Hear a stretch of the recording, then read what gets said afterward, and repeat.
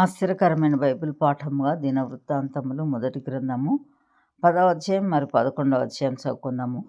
ఫిలిస్తీయులు ఇశ్రాయేలీయులతో యుద్ధం చేయగా ఇశ్రాయేలీయులు ఫిలిస్తీయుల ఎదుట నిలవలేక పారిపోయి హతులైరి, గిల్బోవ పర్వతమందు పడిరి.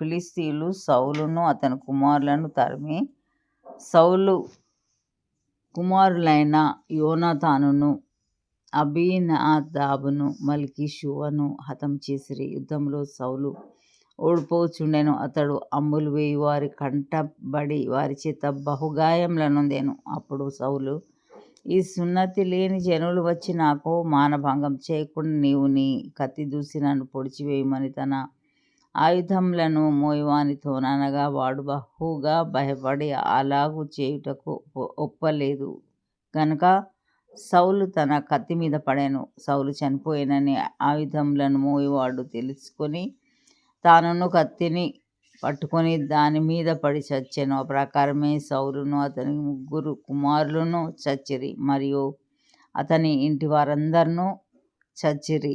జనులు పారిపోయిరనియు సౌలును అతని కుమారులను చనిపోయిరనియు లోయలోని ఇశ్రాయేలీయులందరూ తెలుసుకొని తమ పట్టణములు విడిచి పారిపోగా ఫిలిస్తీయులు వచ్చి వాటిలో కాపురముండిరి.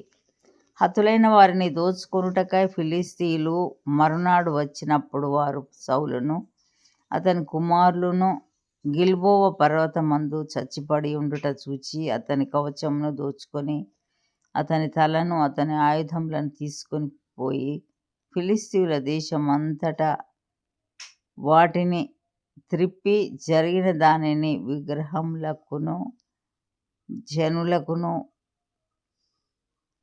చాటించిరి. వారు అతని ఆయుధములను తమ దేవుని గుడిలో పెట్టి అతని తలను దాగోను గుడిలో తగిలించిరి.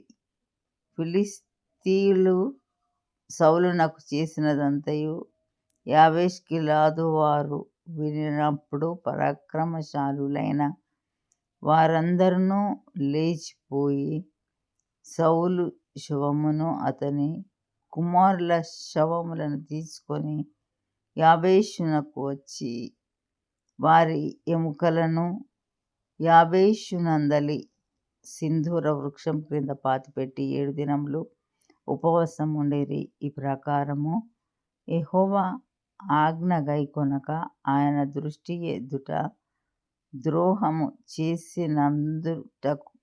చేసినందుకును యెహోవా యొద్ద విచారణ చేయక కర్ణపిశాచముల యొద్ద విచారణ చేయుదానిని వెదికినందుకును సౌలు హతమాయెను. అందునిమిత్తం యెహోవా అతనికి మరణ శిక్ష విధించి రాజ్యమును యెషై కుమారుడైన దావీదు వశము చేసెను. ఇంతటితో ఈ దినం కొరకైన బైబిల్ పాఠం సరే.